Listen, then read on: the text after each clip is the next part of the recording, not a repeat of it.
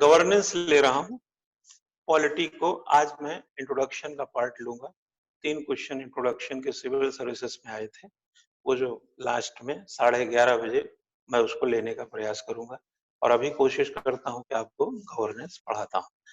मैं पहले कुछ लेक्चर दे देता हूं, फिर गवर्नेंस में चलेंगे। मतलब गवर्नेंस का लेक्चर है, फिर लिखा देंगे आप। देखिए, गवर्नेंस को हमने आज फेसबुक में भी डाला कि हम गांधीयन मॉडल और गवर्नेंस को, गांधीयन थॉट एंड गवर्नेंस को आपको कोरिलेट करके थोड़ा बताएं।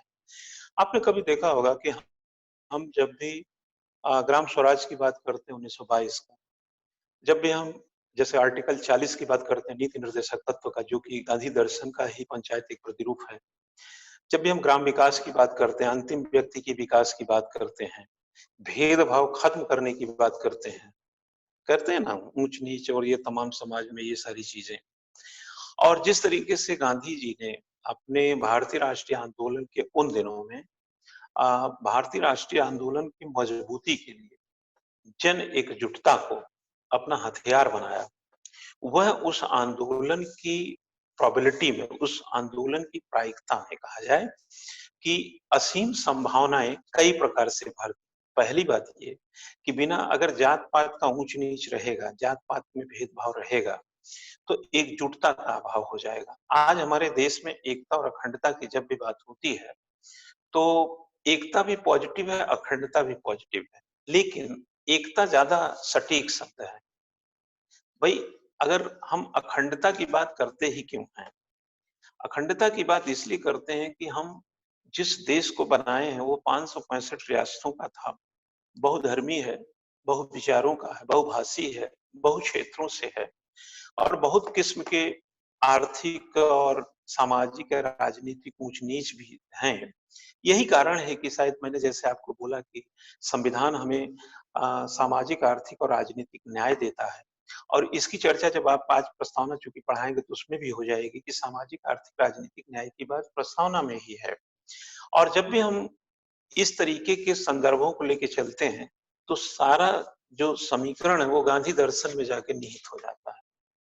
अगर संस्थागत रूप से विकास को देखें तब भी गांधी दर्शन का मेल खाता है, क्योंकि गांधी जी ऐसे संस्थाओं के कह लीजिए कि प्रेरक थे या प्रवर्तक थे, जो जनता से सीधे संवाद रखे, जनता से सीधे साथ हो, जनता के और जनता के साथ खड़ी हो।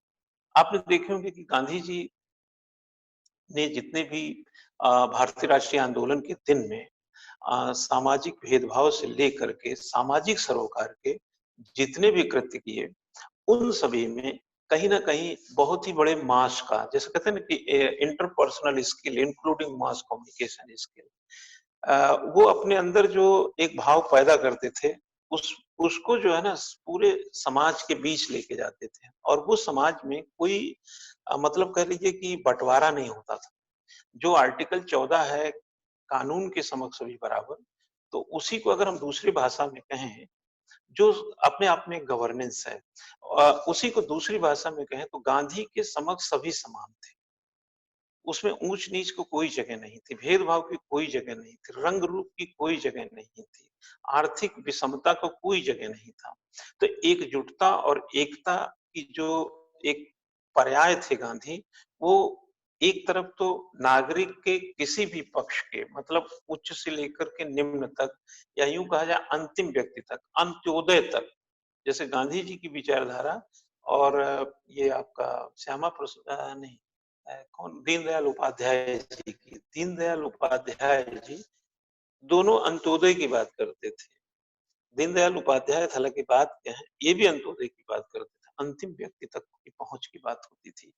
तो अंतिम व्यक्ति तक की पहुंच, ग्राम जैसी संस्थाओं को मजबूत करना, सामुदायिक विकास देना, जात पात भेदभाव को मिटा करके एकजुटता पैदा करना, भ्रातृत्व का भाव लाना, बंधुत्व का भाव लाना और लोगों के चाहे जिस भी धर्म के हों, उसमें उपासना की भाव, उसमें अपने धर्म को लेकर के समर्पण की भाव के खिलाफ नहीं थे वो। कुल मिला जुला कर कहने का मतलब है कि जो प्रस्तावना जब आप पढ़ेंगे तो उसमें पाते हैं, तो जो चीज उसमें पाते हैं वो कहीं न कहीं एक तो काफ़ी कुछ गांधी दर्शन से मेल खाता है। फिर संविधान में जब जाते हैं तो आर्टिकल 40 जो ग्राम स्वराज की बात कही गई वो पंचायत के रूप में मेल खाता है। जितने भी प्रासंगिक परिप्रेक्ष्य रहे हैं लोकतांत्रिक परिप्रेक्ष्य में और जो संविधान में एक मुश्त इकट्ठा किए गए हैं, अगर वो भारतीय राष्ट्रीय आंदोलनों के चलते जो ब्रिटिश सांसद ने 1935 का अधिनियम में एक पुंज बनाया और उसमें से आधे से अधिक यानी 200 आर्टिकल आप अपने संविधान में लिए, चाहे 1917 की फ्रांसीसी सॉरी रूसी क्रांति हो, चाहे 1789 वगैरह की फ्रांसीसी क्रांतियां रही हों, इस सब से जो चीज आपने इकट्ठा किया है, हर जगह जो जो चीजें जहां मिली, या आपने अमेरिका से लेकर ऑस्ट्रेलिया तक के संविधान से जो जरूरी पक्ष लिए, वो सब कहीं ना कहीं भारतीय संविधान की सशक्तता को ध्यान में रख के लिए, और इस सशक्तता ने ही सुशासन को बढ़ावा दिया। क्योंकि जितना अच्छा कहा जाता है कि प्लानिंग होती है, जितना अच्छा नियम होगा उतना ही बेहतर विकास देगा। अगर प्लानिंग, मैंने जैसे भी बोला है कि 200% अगर आप प्लान करेंगे तो 100% का विकास पाएंगे। 100% के प्लान में 100% विकास नहीं मिलता। इसलिए कई लोग जब हमसे पूछते हैं तो जैसे क्वेश्चन बच्चे, तो उसमें एक चीज और जोड़ लीजिए कि संविधान इतना वक्त 2 साल 11 महीना 18 दिन 395 अनुच्छेद और दुनिया का सबसे बड़ा संविधान के रूप में इसलिए अवतरित हुआ क्योंकि यहाँ की जो बहुलताएं थी, जहाँ यहाँ विविधताएं थी, वो कहीं ना कहीं इस ओर संविधान विदों का रुख करवाया। और जिस तरीके के औपनिवेशिक सत्ता के दिनों में जो गांधी जैसे विचारधारा के लोग जो चीज अपने जीवन में अनुभव किया, उसको पूरी तरह से जड़ से खत्म करने के लिए जो नकारात्मक बिंदु थे, उसमें एक एक बिंदुओं का स्पष्टीकरण संविधान में होना आवश्यक था। जिस तरीके से राज्यों को, संघ को और संघ राज्य संबंधों को निरूपित किया गया है, वो कहीं ना कहीं उस तजुर्बे का ही है। जैसे हम लोग जब अखंडता की, आपको याद होगा जब सोवियत संघ टूटा था तो हमको भी चिंता होती थी, यूगोस्लाविया टूटा था तो हमको भी चिंता होती है। यानी कि जब दुनिया के देश टूटते हैं तो चिंता होती है, लेकिन ध्यान रखिएगा जब पूर्वी और पश्चिमी जर्मनी की दीवार 90 के टाइम में गिरी थी तो हमारी चिंता कम भी हुई थी। यानी कि जहां एक तरफ इतने बहुल देश को संभालना, बहुभाषित देश को संभालना, एकता और अखंडता की बात करना, और एक जिन सोवियत संघ से जो नैसर्गिक मित्र रहा 15 देशों में विभक्त हो गया, वहां का गुड गवर्नेंस कैसा था, वहां की प्रॉब्लम्स कैसी थी। और जो कहते हैं ना कि पड़ोस में अगर दो भाइयों में लड़ाई होती है तो पड़ोस का जो दो भाई का परिवार होता है उसको मनोवैज्ञानिक रूप से एक डर पैदा होता है कि कहीं ये लड़ाई हमारे घर ना आ जाए। तो उसी तरीके से हमारी एकता और अखंडता को दुनिया में, अगर आज विविधता में एकता को सराहना मिलती है, तो ध्यान रखिएगा कि हमारे संविधानविदों ने उस तमाम अनुभवों और उन तमाम भय और डर के साए में रहते हुए भारत के 565 रियासतों को जिस तरीके एकजुट किया, वो स्वयं में संविधान सभा एक गुड गवर्नेंस का काम किया। और उसी के एक पतली सी लकीर खींचना, जो मोटी करना रह गया था जम्मू कश्मीर का, उसको आपने देखा होगा कि 5 अगस्त 19 1900 2019 में आपने उस लकीर को मोटा किया, यानी इतना मोटा कर दिया कि भारत और जम्मू कश्मीर का संदर्भ ही खत्म हो गया। अब तो भारत राज्यों का संघ 370 में जम्मू कश्मीर नहीं, बल्कि अब जम्मू कश्मीर जो पहली अनुसूची है उसमें 15वां राज्य तो है, लेकिन 15वां राज्य न होकर के लद्दाख और जम्मू कश्मीर एक अलग से केंद्र शासित प्रदेश बन गए, और केंद्र शासित प्रदेशों की संख्या 9 हो गई और राज्यों की संख्या घटकर 28 हो गई। ये आप कुछ भी कर सकते हैं क्योंकि उसको जो विशेषाधिकार 370 से मिला था वो खत्म हुआ। और चूंकि वो विशेषाधिकार असमानता का प्रतीक था, समानता का प्रतीक नहीं था शेष भारत से, इसलिए गुड गवर्नेंस नहीं था। तो 5 अगस्त 2019 को उसके साथ ऐसा करके गुड गवर्नेंस को रोक दिया गया। तो यहाँ पर भी इसको आप कह सकते हैं। इसी तरीके से सामाजिक संदर्भों में देखें, जैसे तलाक का कानून है, ऐसे एक तरफा कानून को जब समाप्त किया गया तो कहीं ना कहीं ये गुड गवर्नेंस की परिपाटी है। मैंने आपको आरक्षण के मुद्दे पर भी कई बातें बताया होगा। तो गांधीयन जो मॉडल है, वो गांधीयन मॉडल सामुदायिक विकास से चलता है, ग्राम विकास से चलता है, एकजुटता से चलता है, भेदभाव को मिटाकर चलता है, स्वच्छता से चलता है और एक ऐसे अभियान से चलता है जिसका नेतृत्व सभी में होता है, कोई अनुयायी होता ही नहीं। आपको याद होगा 1942 की जो अगस्त क्रांति थी, 1942 का भारत छोड़ो आंदोलन था, वह सब कौन नेता था उसका? कोई नेता नहीं था। जनता ही नेतृत्व कर रही थी। यानी हर व्यक्ति स्वयं को नियमित कर रहा था और स्वयं को नियंत्रित कर रहा था और वह स्वयं में नेता बना हुआ था। यानी जितने आंदोलनकारी उतने ही नेतृत्व। ये गट्स किसने पैदा किया? ये गांधी जैसी विचारधारा ने पैदा किया। यही है कि लोकतंत्र में क्या है, हमारी सरकारें हम पर शासन अब नहीं करती हैं। 1860 का गेटिसबर्ग में जो भाषण दिया था अब्राहम लिंकन ने कि जनता के द्वारा जनता के लिए और जनता पर करने वाला शासन वो जनता का शासन है, लोकतंत्र है। अब ठीक है 160 साल बीत गए, मैंने अपनी ढंग से एक दर्शन अलग से एक विचारधारा उसमें विकसित किया है कि जनता पर शासन नहीं, अब जनता के साथ शासन। लॉकडाउन अगर प्रधानमंत्री कहते हैं करने के लिए तो लॉकडाउन उनके कहने से हम स्वयं पे शासित हैं, अपने स्वास्थ्य के प्रति, अपनी शिक्षा के प्रति, अपने परिवार के प्रति, अपने समाज के प्रति, अपने देश के प्रति। क्या समझे?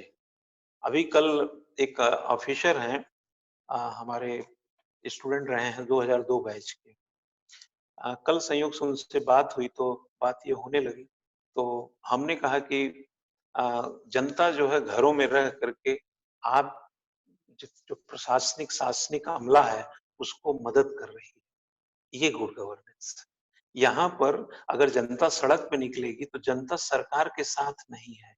यहाँ जनता अगर सरकार के साथ है क्योंकि सरकार जनता के साथ है तो ये दो तरफा संवाद है, दो तरफा संबंध है। तो गांधी जी ने जो गुड गवर्नेंस में शासकों के इसीलिए प्रभुत्व संपन्न औपनिवेशिक सत्ता में ये खतरे रहते थे।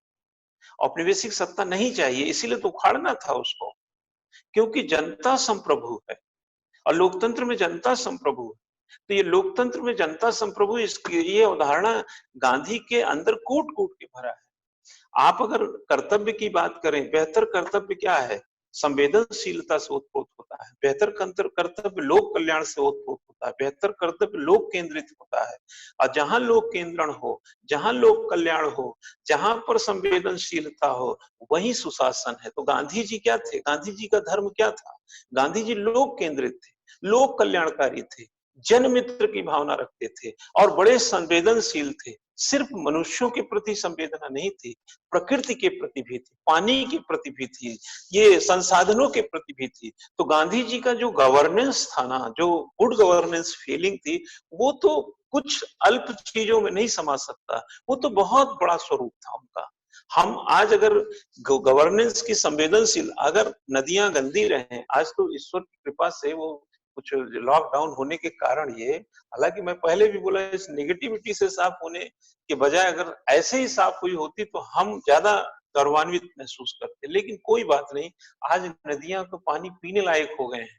तो गांधी जी के जो गुड गवर्नेंस था इस तरह का फील रखता था कि संसाधन का उतना उपयोग करो जितना जरूरत है, संचय मत करो। और संसाधनों का संचय का मतलब आने वाली संभावनाओं को खत्म कर देना। और आने वाली संभावनाओं को खत्म करने का मतलब डानहम क्या कहता है? यदि हमारी सभ्यता नष्ट हुई तो ऐसा प्रशासन के कारण होगा और प्रशासन के अंदर ही सुशासन का भाव निहित है। अगर वो प्रशासन सड़क बनाने के बजाय पैसा जेब में डाल दे, बिजली देने के बजाय बिजली की कटौती कर ले और उसमें कोई गड़बड़ी करे, कोई भी कार्यक्रम हो रहा है उसमें जनता के लिए जो होना चाहिए उसमें से कुछ पैसा बचा ले अपने निजी कार्यों के लिए, तो ऐसे प्रशासन के लोग आने वाले जो सभ्यताएं हैं उसको नष्ट कर देंगे। ये और गांधी जी तो ऐसा सोचते थे कि भाई जो जरूरत आज है उसका आज ही प्रयोग करिए, कल नहीं, कल का कल वालों पे छोड़ दीजिए।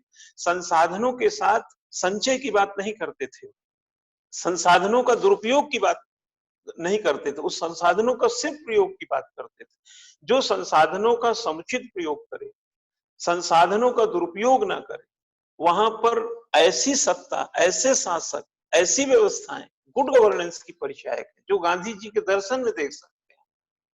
जो जैसे कहते हैं कुष्ठ रोग का देखे होंगे गांधी जी कुष्ठ रोगियों की सेवा करते थे, नालियों को साफ करते थे। आज स्वच्छता अभियान की बात करते हैं तो मोदी सरकार को बहुत ही प्रभावशाली आप मान लेते हैं। अरे ये सब तो गांधी जी के दर्शन में कूट-कूट के भरे हुए हैं। आज प्रशासन जो है, जो काम करने की अवधारणा लेके चलता है, हम प्रशासन को सराहते हैं। आज कोरोना वायरस के इन दिनों में जब देश इतने बड़े समस्या में है, आप समझ सकते हैं कि अगर हमारे देश में लोकतंत्र, समाजवाद या सामाजिक, आर्थिक, राजनीतिक न्याय का इतना बड़ा व्यवस्था नहीं हुई होती, तो हम इतनी बेहतर तरीके से चीजों से निपटने में सक्षम नहीं होते। आज हमारा शासन और प्रशासन कहीं न कहीं बहुत ही बेहतर सुशासन का पर्याय बन गया है। और यही सुशासन का पर्याय है कि मैं टाई कोट लगाकर आपको क्लास दे रहा हूँ और आप अपने घर में एंड्रॉइड फ़ोन लेकर के मेरी क्लास को सुन रहे हैं। नहीं तो हम लोग ठीक से रह नहीं पाते, भोजन नहीं मिल पाता। देखिए इतना बड़ा देश 136 करोड़ का देश है। समस्याएँ होंगी, मैं उसमें सोचने में दिक्कत नहीं है। लेकिन समस्याओं के साथ बहुत सारी समस्याएँ, बहुतायत में समस्याएँ हल की जा रही हैं। और वो हल है कि रोटी, कपड़ा, मकान, दुकान, खान-पीन, किसी को कोई दिक्कत ना हो, स्वास्थ्य, चिकित्सा सबकी चिंता हो रही है। और यूनिवर्सिटी ग्रांट कमीशन जो यूजीसी वगैरह उन सब की गाइडलाइन को पढ़िए, कॉलेजेस यूनिवर्सिटीज की गाइडलाइन को पढ़िए। भले ही शिक्षा व्यवस्था ऑनलाइन की ओर जा रही है, पर जितना संभव हो सकता है इसको भी जोड़ के रखें। ये कहीं ना कहीं ई गवर्नेंस के माध्यम से, ये ई गवर्नेंस है, डिजिटल गवर्नेंस। जब न्यू इंडिया है, न्यू ब्यूरोक्रेसी है, गुड गवर्नेंस है, ई गवर्नेंस है, डिजिटल गवर्नेंस है, तो ये जो समस्या के बावजूद भी भले ही शिक्षा तीसरे, चौथे, दूसरे नंबर पे चली गई हो, लेकिन या कंपटीशन पिछड़ गया हो, आईएएस की परीक्षा पे भी संकट मंडरा रहा हो, लेकिन बावजूद इसके आप अगर पूरा देखेंगे तो ये गुड गवर्नेंस का चरम है कि something is better than nothing. हम घर में शांति से नहीं बैठे हैं, ड्यूटी कम कर रहे हैं, लेकिन ड्यूटी कर ही नहीं रहे हैं, ऐसा नहीं हो रहा है। और बल्कि कुछ लोगों के, डॉक्टर्स हो, पुलिस हो, सामान्य प्रशासन, शासन और भी जो लोग हैं, उनकी ड्यूटी बढ़ गई है और ड्यूटी बढ़ भी गई और चुनौती भी बढ़ गई है। समझिए, बढ़ी हुई चुनौतियों में अपने को परिष्कृत कर लेना, यही तो गुड गवर्नेंस था। 1991 की जो अवधारणा थी, जो जो आपने उदारीकरण लाए, जो आप ग्लोबलाइजेशन लाए, जो प्राइवेटेशन लाए, वो सब क्या था? वो चुनौती बढ़ाई देश में।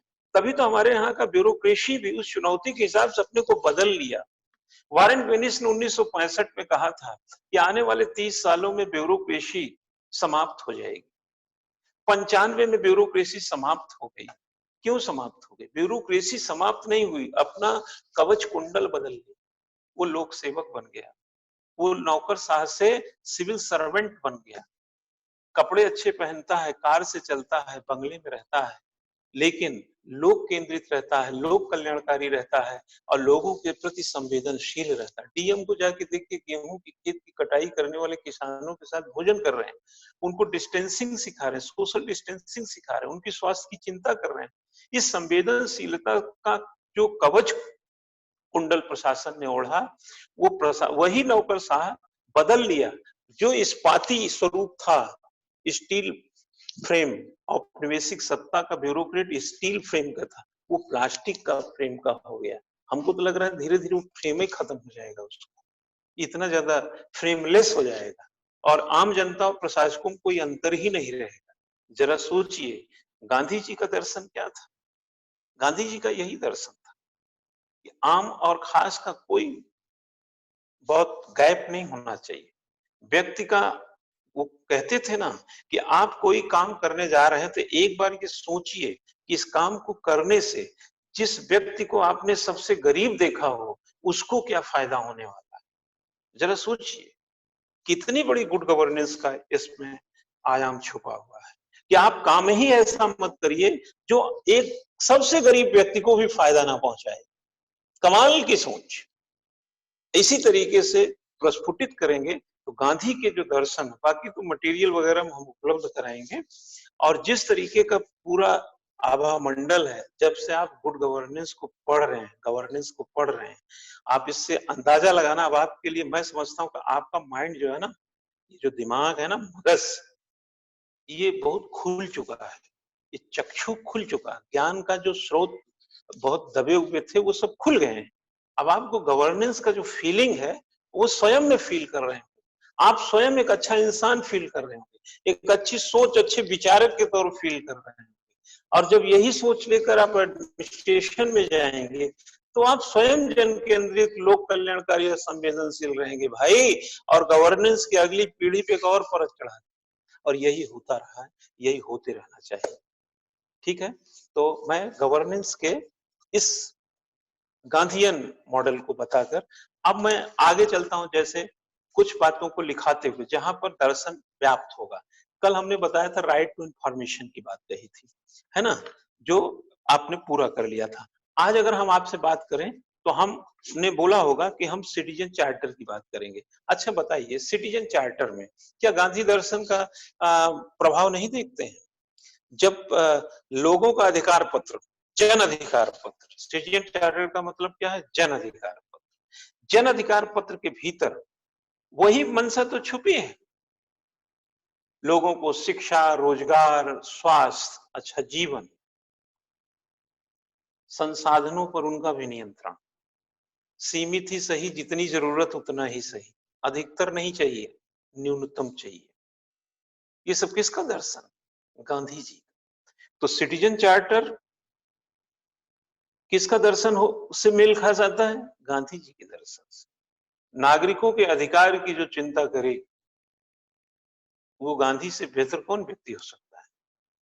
और भले ही भारतीय राष्ट्रीय आंदोलन के उन दिनों में गांधी जी को लेकर आज भी लोग आलोचना वगैरह करते हैं, करें, लेकिन आलोचकों को मैं एक बात हमेशा कहता हूं, क्लास में आप लोगों को भी बता रहा हूं, कि जब भी आप आलोचना करते हैं या तो आपको परीक्षा में आलोचना पूछे तब करिए, नहीं बेमतलब की चाय की दुकान पर आलोचना करने से कोई फायदा नहीं, क्योंकि वो जो सुनेगा वो तो उतना गांधी जानता ही नहीं है ना जितना आप जानते हैं।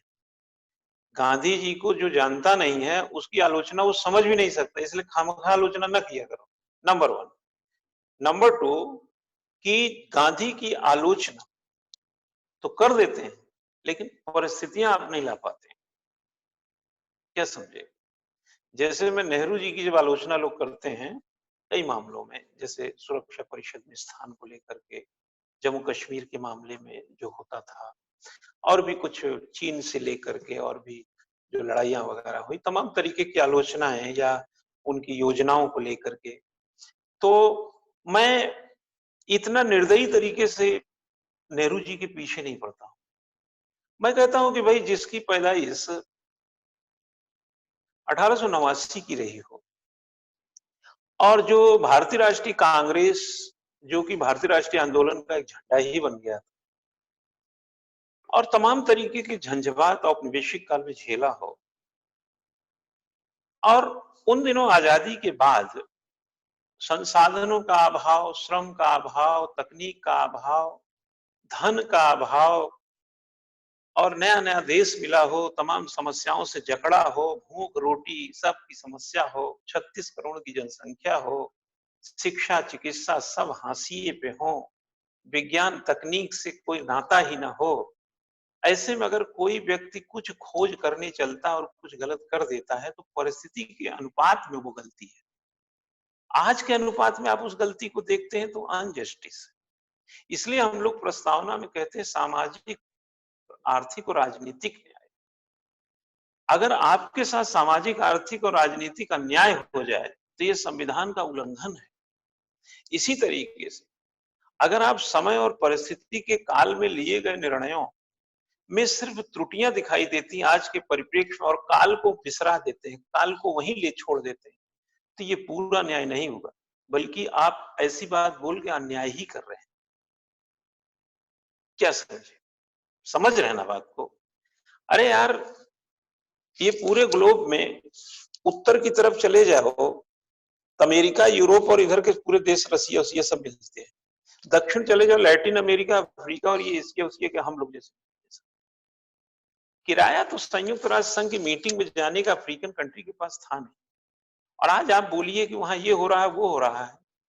अरे भाई, जो ऋण देने वाली एजेंसियां थी, जो विश्व बैंक ने जो सुविधाएं थी, सुविधाएं तो आपने दे दिया। जैसे हम आज ही की तारीख में कोई ऐसी एजेंसी हो जो आपको कहे 1 करोड़ रुपया लीजिए, घंटा में खर्च करके आइए और अच्छा सा खर्च करना। इसको दिन भर में चलो ले लो, दिन भर में खर्च करना और प्रगतिशील खर्च होना चाहिए। तो उसको तो आप रख लेंगे घर में, ना दुकान खुली, ना गाड़ी लेंगे, ना प्लॉट लेंगे, बंगला लेंगे, ना रेल चलाएंगे, कुछ नहीं कर सकते आप, तो लॉकडाउन है।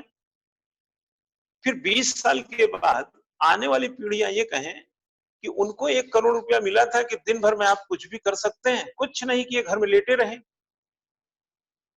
यह बात कहने वाला क्या ये परिस्थिति ले जा रहा है कि उस दौर में एक महामारी आई थी, कोरोना वायरस, और स्थिति पॉजिटिव नहीं थी, लॉकडाउन था, घर से निकलना कानून का उल्लंघन था, इसलिए 1 करोड़ नहीं 20 करोड़ भी दे देते तो घर ही में पड़े रहे।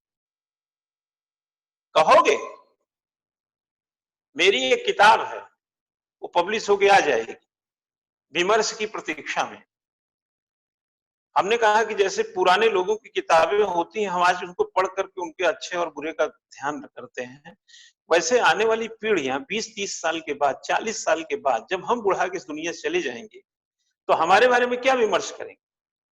तो विमर्श की प्रतीक्षा में आने वाली पीढ़ियां कब विमर्श करेंगे उसकी प्रतीक्षा हम कर रहे हैं।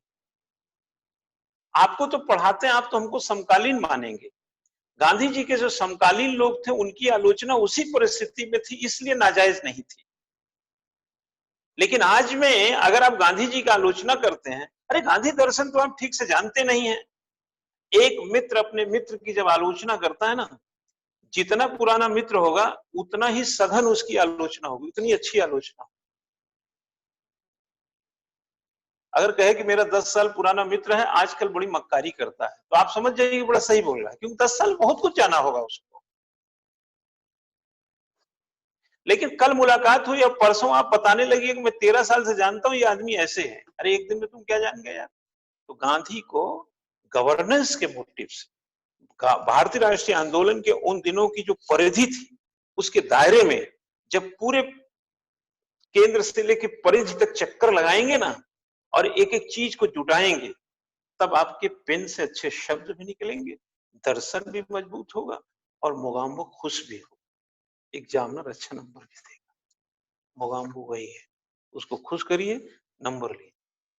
इस स्टेप में मैं सिटीजन चार्टर की चर्चा कर रहा हूं, जो नागरिक अधिकार पत्र, जिसको मैं कह सकता हूं कि ये गांधी दर्शन के बहुत समीप खड़ा होता है। नागरिकों का अधिकार, 10 दिन में तुम्हारे मकान के नक्शे पास हो जाएंगे, 15 दिन में तुम्हारे यहाँ पानी का नल लग जाएगा, 10 दिन में तुमको बिजली आ जाएगी, ये हो जाएगा, वो हो जाएगा, फलाना। ऐसा अगर अधिकार दे दिया जाए तो क्या करोगे? सीधे जाओ, नक्शा रखो, 10 दिन वेट करो, सीधे जाओ, पानी का फॉर्मेलिटी पूरी करो, नल आपके घर। ये क्या है? अगर ये होने लगे तो डेमोक्रेसी में क्या हो रहा है? एक सूचना दे रहे हैं आप, इसको शासन प्रशासन, और प्रशासन आपके घर चल के आ रहा है। आप समझ रहे हैं कि नहीं? तो शासन और प्रशासन गुड गवर्नेंस से कैसे भरता है? क्योंकि वो संवेदनशील और लोक कल्याण, लोक केंद्रित है। तो सिटीजन चार्टर क्या है? वही संवेदनशीलता, वही लोक कल्याण और वही जन केंद्रित। समझ रहे हैं कि नहीं? और समझे, कम समझे, ज्यादा समझे, लेकिन भाई लिख लेना ठीक से, क्योंकि तुम्हारी समझदारी तुम्हारे पास रह जाएगी, कॉपी में नहीं समाएगी। इसलिए मैं बार बार स्टूडेंट को कहता हूं कि तुम पढ़ते तो बहुत हो, लिखते कितना हो? एक सवाल अपने मन से पूछो कि क्या जो पढ़े हो उसको लिख सकते हो? अगर उत्तर हाँ में आया तब भी लिख के परखो कि हाँ कहीं गलत तो नहीं है, मेरा मन ही तो झूठ नहीं बोल रहा है। और दूसरा ना में आया तब तो लिखना जरूरी ही है, दोनों परिस्थितियों में लिखना ही है। तो सिटीजन चार्टर बेटा हेडिंग डालो, कुछ पॉइंट नोट कराते रहेंगे, क्योंकि मैं ऐसा समझ रहा हूं कि मैं ये कथा कहानी अगर आपको बताता रहूं तो जब क्लास बंद कर देंगे तो आधा घंटा के बाद काफी स्याह हो जाता होगा। मतलब ये शुक्ल पक्ष जो क्लास में चलता है ना, क्लास ऑफ होते ही कृष्ण पक्ष आ जाता है आपके जीवन में। तो कृपया उजाला पक्ष आगे, फोन बंद करके भी उजाला पक्ष ही रहे, तो थोड़ा नोट्स बना लिया करिए। ये स्टूडेंट की डिमांड के हिसाब से ही बता रहा हूं। और ऐसा मुझसे कहते रहे, लिखते रहते हैं व्हाट्सएप पे हम पे। और दूसरा मैं इस हिसाब से भी कि मैंने कहा था कि ऑनलाइन में आपको ऑफलाइन का भी थोड़ा तौर तरीका देंगे।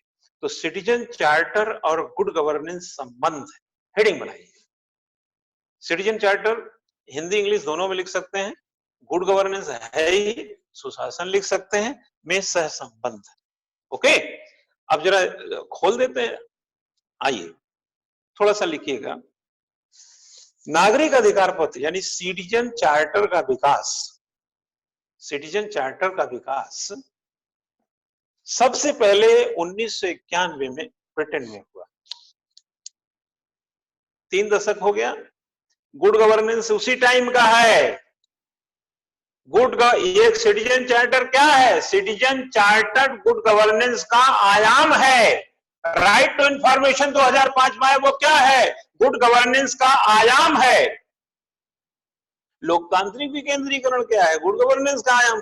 यार सामुदायिक विकास, पंचायत, स्वशासन, ग्राम स्वशासन, ये जितना मैं कहानी बता रहा मेरे भाई, ये सब गुड गवर्नेंस के डायमेंशन है। ठीक है, लिखो। नागरिक घोषणा पत्र जो है, अधिकार पत्र, नागरिक अधिकार पत्र का विकास सबसे पहले 1991 में 1991 ब्रिटेन में हुआ। अब ब्रिटेन से जरा पूछिए, जो 1215 में मैग्ना कार्टा लाया, जो कि मौलिक अधिकार का नेतृत्व करता है, जिसमें मौलिक अधिकार के रहस्य हैं, जो इतने पुराने से मौलिक अधिकारों की चिंता करता रहा, उसको नागरिक अधिकारों की चिंता 91 में हुई। सबसे पहले गुड गवर्नेंस कहां आया था? इंग्लैंड में। From state to market 1989, 1989, from state to market, world bank की रिपोर्ट, तत्पश्चात 90s के बाद देश में उदारीकरण, हमारे यहां 24 जुलाई 1991, 1991, और 92 में आप देखिए 73वां संविधान संशोधन, जिसको अभी 24 अप्रैल 1993 में प्रवर्तित किया गया, और मध्य प्रदेश पहला प्रांत था जिसने त्रिस्तरीय प्रणाली के तहत पहला चुनाव कराया। ये सब किसकी फाइनली एक इंडिकेशन है? सब गुड गवर्नेंस के। और जिस देश में पहली बार गुड गवर्नेंस है, दुनिया में सबसे पहले गुड गवर्नेंस इंग्लैंड में है, और सबसे पहले अधिकार पत्र नागरिकों का कहां है? इंग्लैंड। ये डिमांड है। कहते ना, फूलों में क्या, बागों में क्या है? बहार है, तो फूलों में क्या होगा? फूल मुरझाए होंगे क्या? बागों में बहार होगा तो फूलों में निखार होगा। ठीक वैसे, आगे मैं नहीं बोलूंगा, इसके आगे भी गाना है। वैसे ही, ठीक वैसे, अगर गुड गवर्नेंस जहां आएगा वहां नागरिक अधिकार पत्र लाना ही होगा, क्योंकि ये उसका डायमेंशन। ठीक है, मजा आया ना? आगे लिखो। बाद में कई अन्य देशों ने अपनाया, बाद में कई अन्य देशों ने अपनाया।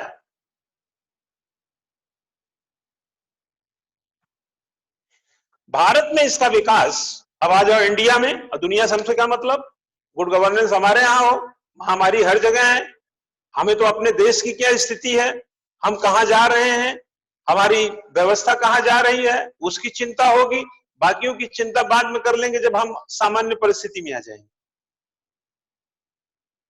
क्यों भाई? है ना? सामान्य परिस्थितियों में वो कहता है ना, हवाई जहाज में क्या बोलते हैं, ऑक्सीजन की कमी के बाद जो वो गिरेगा ना डब्बा, तो कहता पहले अपना लगाओ फिर दूसरों की चिंता करो। तो ये महामारी में पहले अपनी चिंता करिए, फिर अमेरिका स्पेन की बात करिएगा। ओके, भारत में इसका विकास 1994 में, 1994 में कॉमन कॉज नामक संगठन के प्रयास से, कॉमन कॉज, कॉमन मतलब आम, काज मतलब कारण, काज, कॉमन कॉज नामक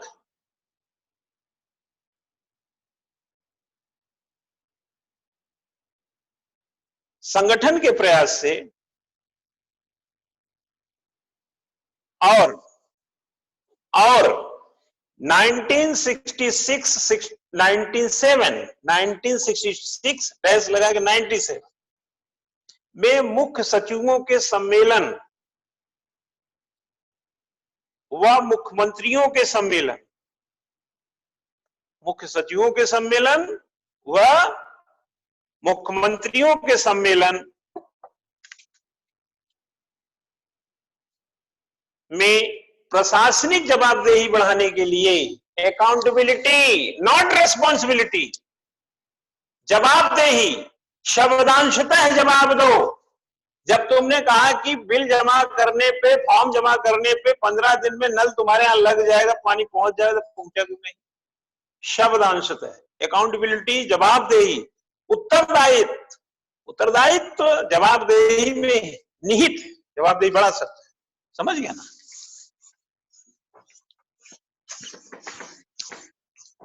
ओके। और जवाबदेही बढ़ाने हेतु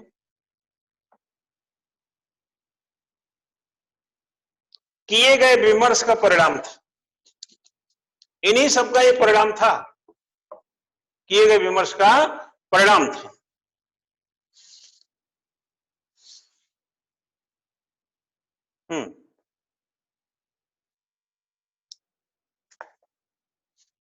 लाइन बदल दीजिए। सिटीजन चार्टर लाने के पीछे विशेष कारण, सिटीजन चार्टर लाने के पीछे विशेष कारण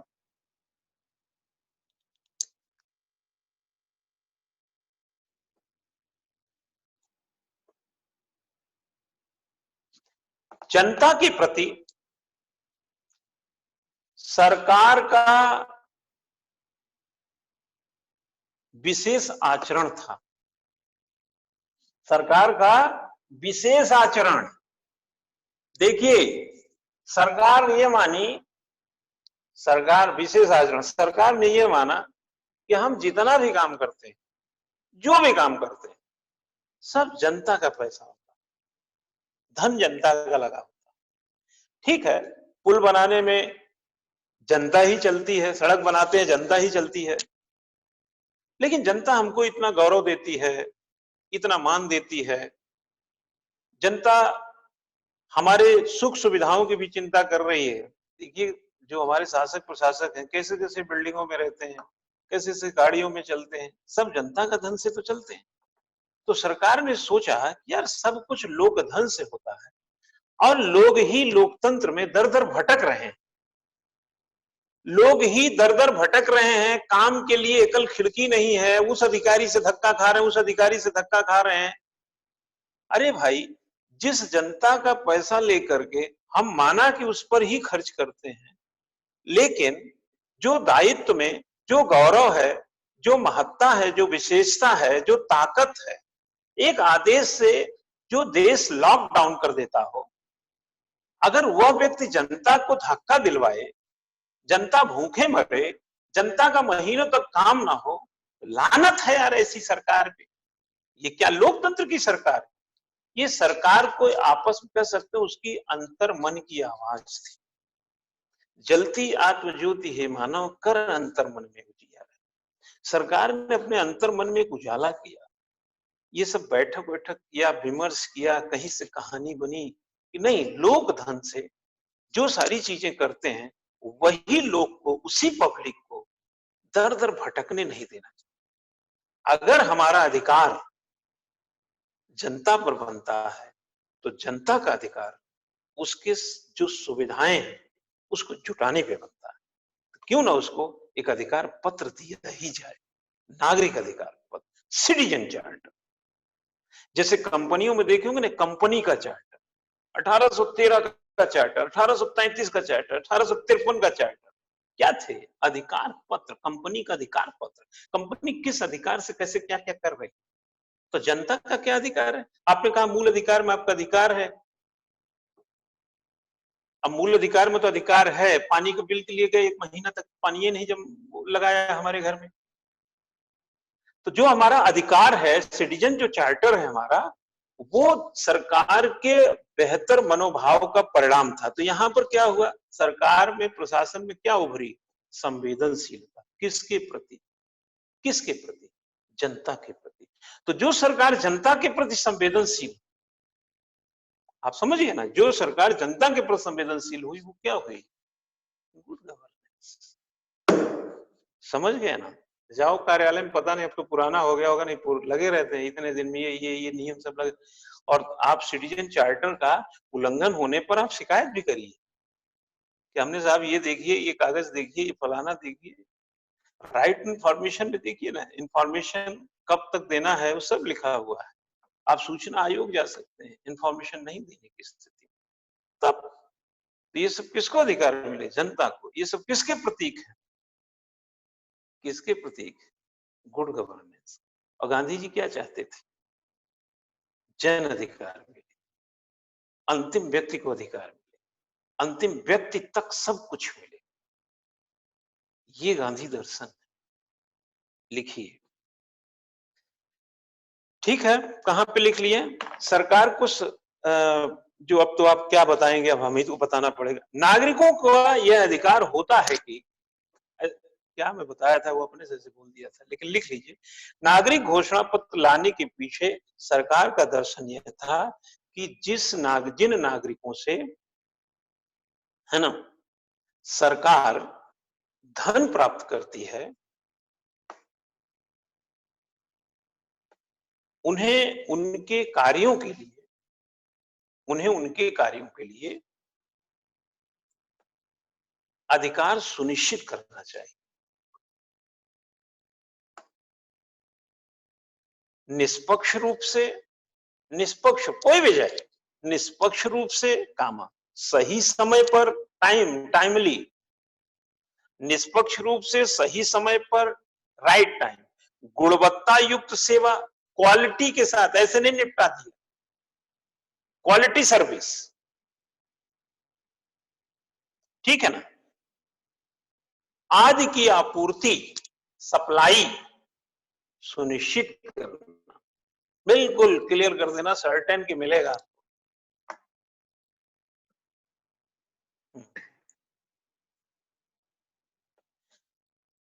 ऐसा करने में यदि सरकार विफल होती है, ऐसा करने में यदि सरकार विफल होती है, तो नागरिकों को शिकायत करने की भी व्यवस्था है। तो नागरिक शिकायत कर सकते हैं, इसकी भी व्यवस्था है। ठीक है? तो नागरिक शिकायत कर सकते हैं। लाइन बदल दीजिए। नागरिक अधिकार पत्र, citizen charter, public responsibility, public accountability, लोक जवाबदेही सुनिश्चित करने का एक साधन है। लोक जवाबदेही सुनिश्चित करने का एक साधन है। इससे प्रशासन अधिक जन केंद्रित, इससे प्रशासन अधिक जन केंद्रित, अधिक कामा लगा दीजिएगा, अधिक संवेदनशील,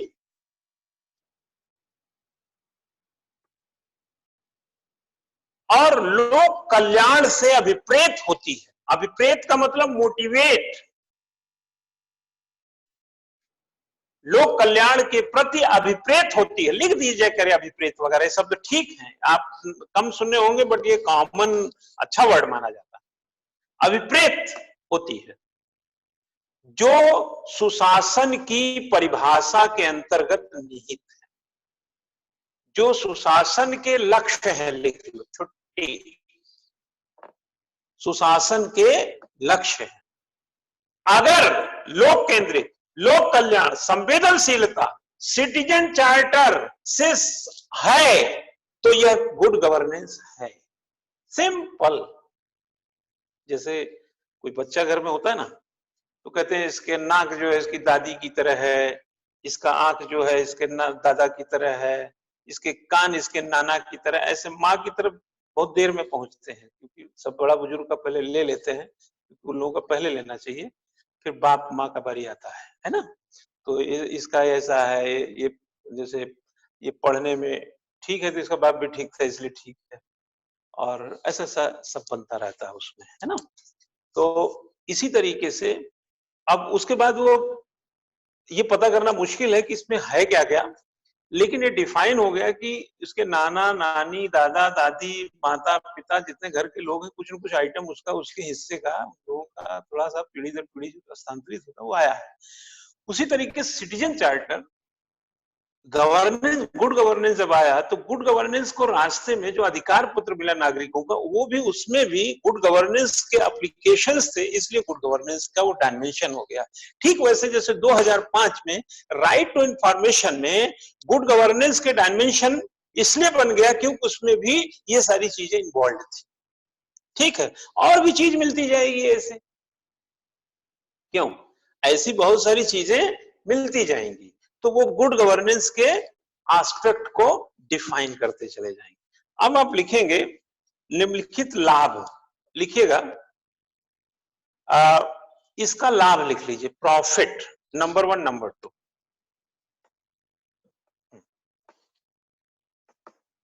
नागरिकों को समय पर सेवा मिलना, सबसे पहला लाभ क्या हुआ, इसके आने से क्या होगा, नागरिक समय पर सेवा पाने लगे। ठीक है, गुणवत्ता के साथ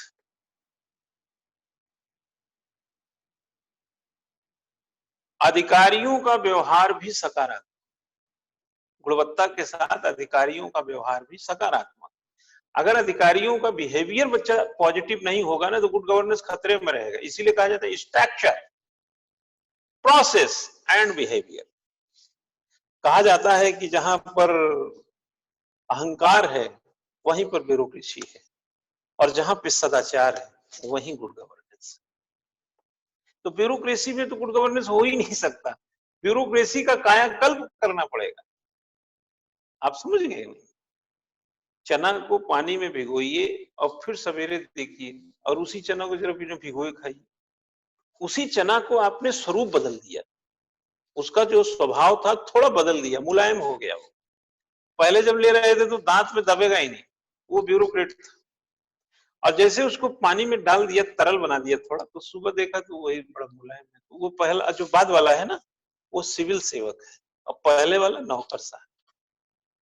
तो उसमें था ये, पानी को अंदर ले जाने की उसकी क्षमता थी कि नहीं, उसी में नरम होने की क्षमता थी कि नहीं।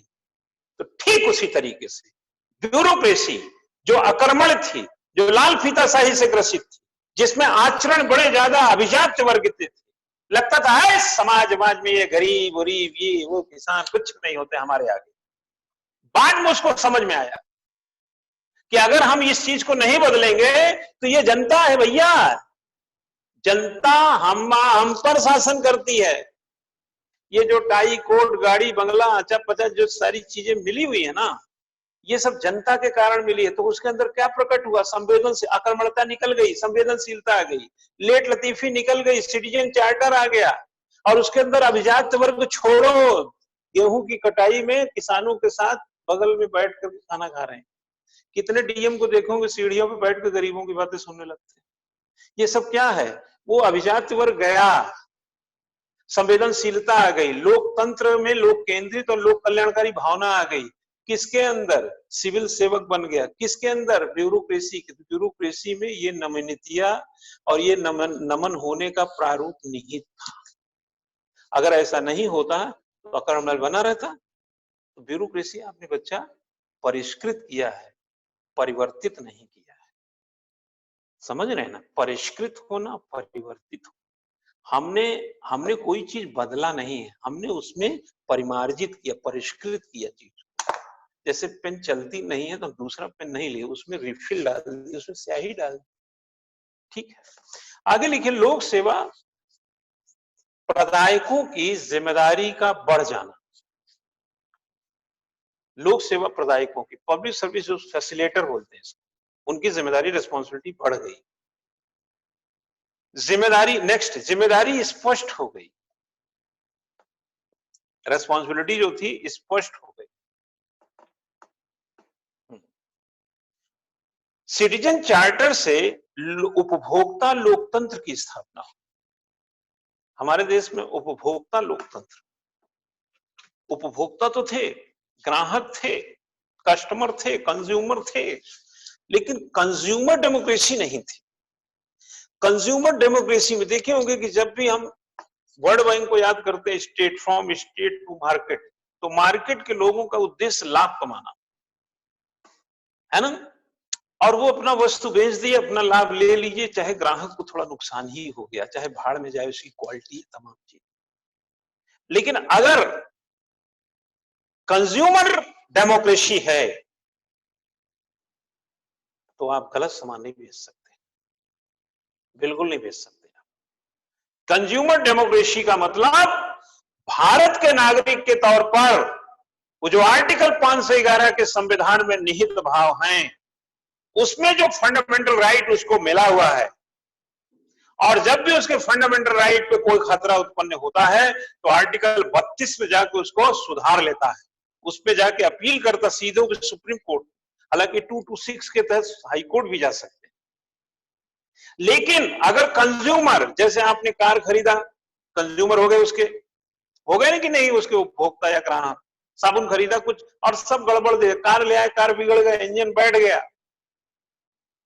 और आप जाके शिकायत करें, वो ले ही ना, नहीं, कंज्यूमर डेमोक्रेसी है 1986 का कंज्यूमर कोर्ट, वो मेरे कंज्यूमरिज्म के राइट्स का न्याय देगा, और गाड़ी वाले को कहेगा कि गाड़ी तो ले ही जाओ, इनको जो परेशानी 2 लाख रुपए पेनाल्टी भी। इसको बोलते कंज्यूमर डेमोक्रेसी। अब कोई भी खराब माल बेच के ऐसा कर नहीं सकता। ये सब लाभ हो गए किसको? जनता। लाइन बदलिए। सिटीजन्स चार्टर प्रशासनिक सुधार की दिशा में, ये एडमिनिस्ट्रेटिव रिफॉर्म भी कर दिया। सिटीजन चार्टर प्रशासनिक सुधार की दिशा में एक महत्वपूर्ण पहल भी सिद्ध हुआ, एक इंपॉर्टेंट इनिशिएटिव भी हो गया, पहल भी सिद्ध हुआ।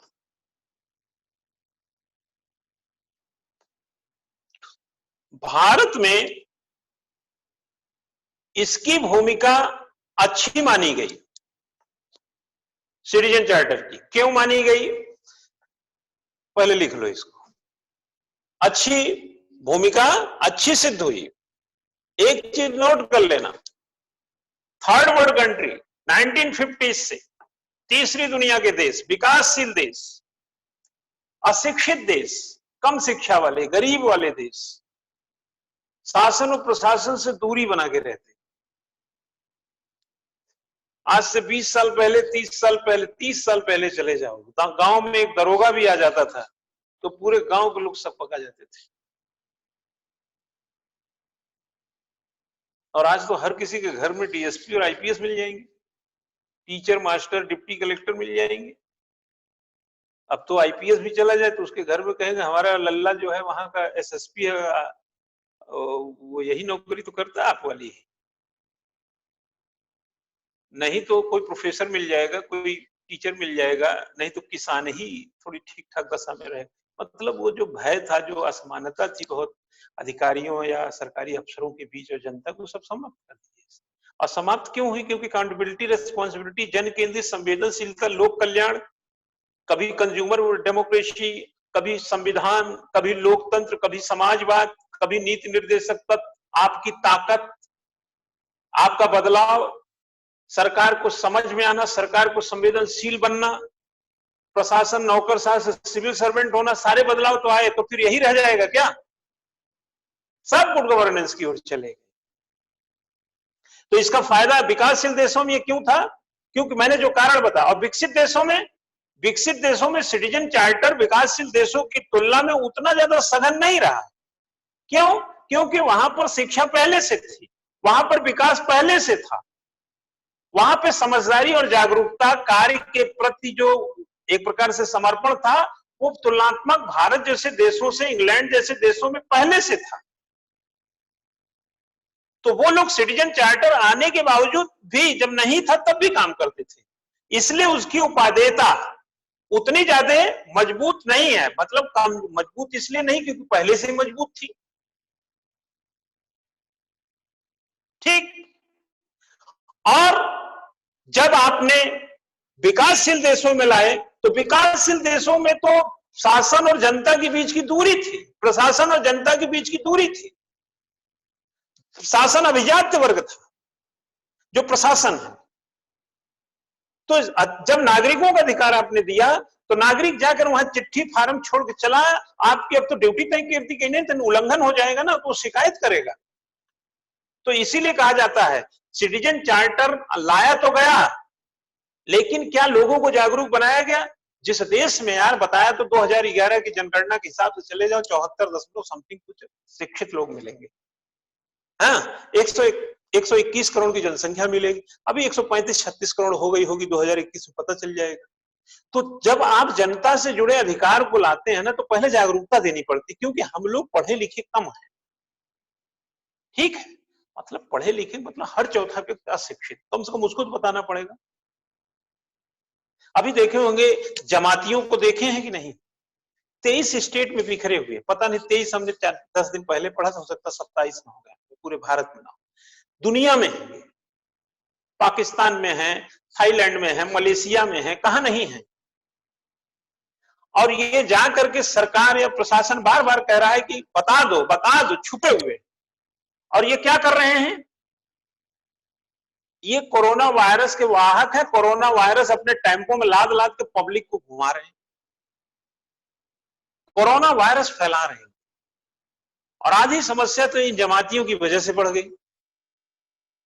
तो प्रॉब्लम क्या थी? जागरूकता, अवेयरनेस। एक देहरादून में एक कॉन्फ्रेंस होना था, यूथ कॉन्फ्रेंस। कब? 14 मार्च। उसमें हम भी पैनल में थे, वक्ता थे, और भी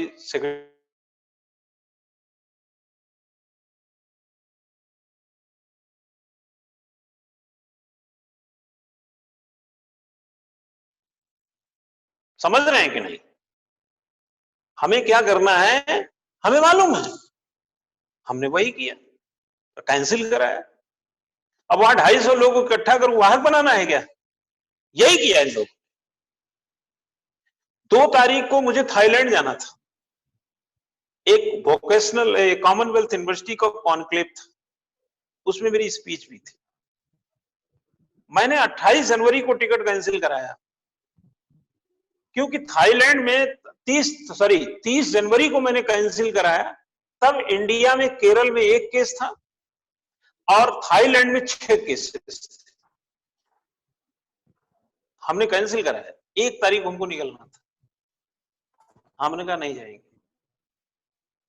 इसलिए नहीं कि कोरोना 6 लोग, इतना बड़ा थाईलैंड में 6 लोग किस कोने में, और कोई लॉकडाउन भी नहीं था, सब कुछ चल भी रहा था। एयरपोर्ट पे भी ऐसी कोई चेकिंग वोकिंग नहीं हो रही थी। 22 तारीख से की चेकिंग हुई, लेकिन चीन से लोगों पर ज्यादा सख्ती था, थर्मो लगा देते, यही सब होता। 22 तारीख से हमारे देश में चेकिंग शुरू हो गई थी, तभी हम लोग बचे भी। लेकिन मैं एक उदाहरण दे रहा हूं, 6 केसेस और इंडिया के केसेस में कितना ज्यादा सेंसिबिलिटी आई हो। लेकिन हमने टिकट कैंसिल करा। हमने कहा क्यों जानते हैं? इसलिए नहीं कि वहां कोरोना होगा नहीं होगा, इसलिए हमने कहा मैं साइकोलॉजिकल इस गूढ़ में फंसू ही क्यों, इस समस्या में उलझू ही क्यों। अरे ठीक है, कॉन्क्लेव है, प्रोग्राम है, छोड़ देते हैं, जान है तो जहान है। आज देखिए देश की क्या हालत है। अगर हम जागरूक नहीं है, पढ़े लिखे नहीं होते, तो ऐसे करते रहो।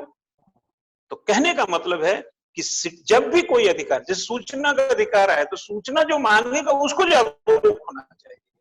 सिटीजन चार्टर आए नागरिक अधिकार पर, नागरिकों को जागरूक होना चाहिए। जहां शिक्षा की कमी होगी, जहां भूखमरी होगी, जहां गरीबी होगी, जहां पर लोगों में एक हाई पोटेंशियल लाइफ नहीं होगी, वहां पर अवेयरनेस नहीं होगी। इसलिए विकासशील देशों में सिटीजन चार्टर ज्यादा कारगर रहा, क्योंकि अगर वो चिट्ठी लेके आए तो अब पढ़ा लिखा जो वर्ग शासन का है, प्रशासन, तो उसको पता है किस व्यक्ति की मदद करनी है।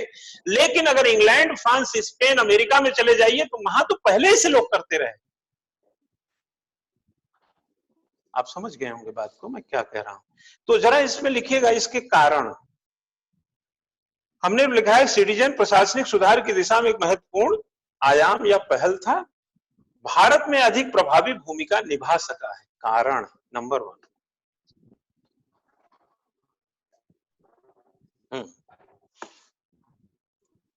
भारत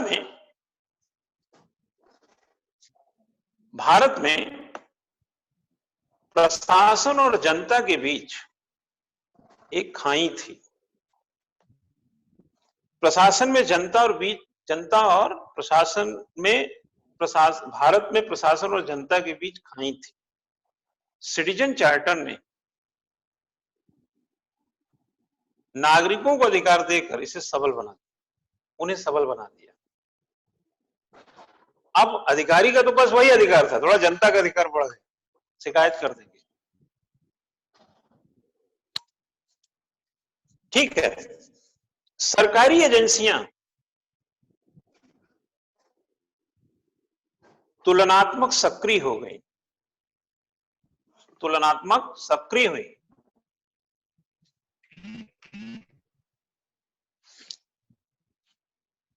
ठीक है, आगे लिखें। इसके चलते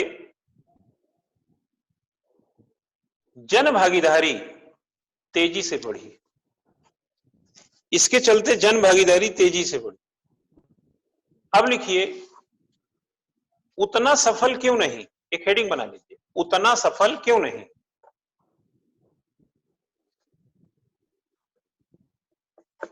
उतना सफल क्यों नहीं, पहला लिखिए,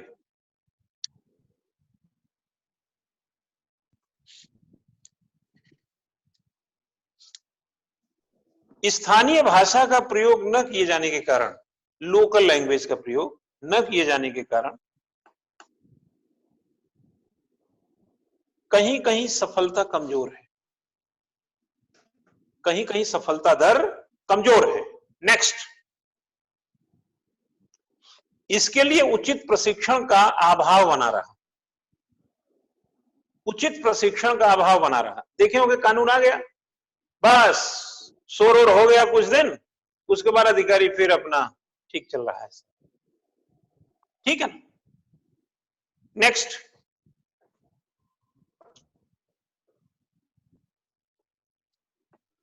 इसे निर्माण करते समय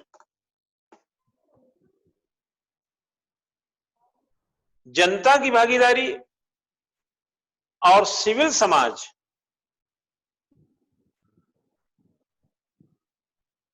के विचारों का अभाव रहा। जनता से न पूछा गया, वो तो मुख्यमंत्री सचिव चूंकि आप सब पूछ लिए, और सिविल समाज से, अभी अगला हम सिविल समाज ही लेंगे, तो सिविल समाज से वो दूरी बनी रही। तो वो जैसे कहते हैं ना, उतना बढ़िया नहीं बना होगा। एक कारण ये भी होगा इसके असफलता, क्योंकि ये मत बोलिए कि ये बिल्कुल राम राज्य आ गया है, इससे कुछ कठिनाइयां तो रही होंगी। स्थानीय भाषा का हो गया, एजेंसियों का, लिखें सरकारी एजेंसियों की उदासीनता, अरे ठीक है एप्लीकेशन आया होगा, ऐसे भी कुछ करते होंगे, आदि। ठीक है, अब लास्ट में लिख लीजिए, भारत में वर्तमान में सिटीजन चार्टर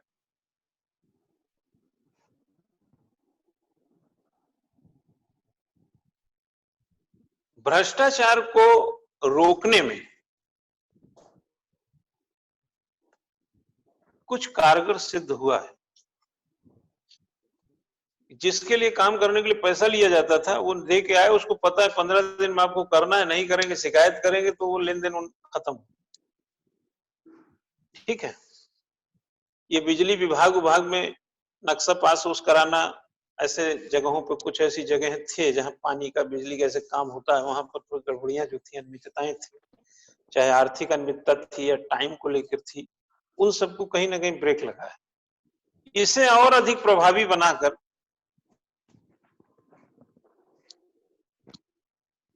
भारत की कई कार्यकारी एजेंसियों को, कई कार्यकारी संस्थाओं को भ्रष्टाचार मुक्त किया जा सकता है।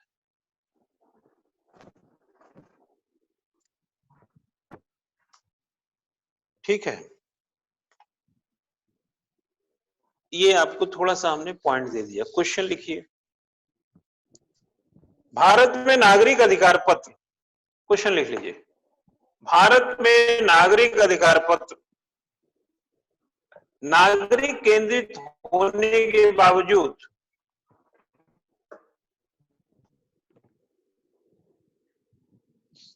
अपने उद्देश्य में कुछ हद तक विफल रहा। क्या आप इससे सहमत हैं? टिप्पणी करें।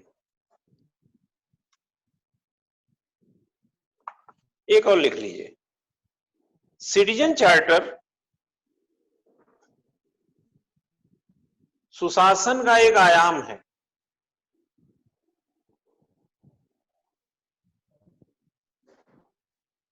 सुशासन का एक आयाम है, विवेचना कीजिए।